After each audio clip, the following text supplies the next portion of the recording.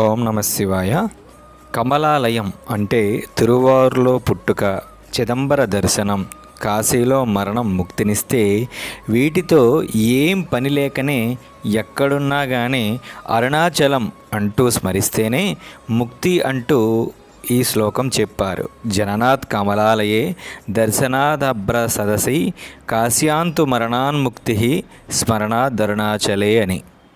అరుణాచల ఆలయం 20 ఎకరాల విస్తీర్ణంలో 1479 అడుగుల పొడవు, 700 అడుగుల వెడల్పు, 29 అడుగుల ఎత్తు ఉన్న బయటి ప్రాకారపు గోడలతో ఒక కోట వలె దర్శనమిస్తుంది.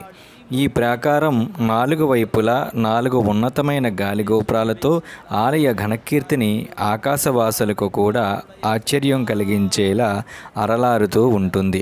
తూర్పు రాజగోపురం దేశంలోనే అత్యున్నతమైనదిగా పరిగణిస్తారు. వీటి మూలాలను శ్రీకృష్ణదేవరాయలు కట్టించారు.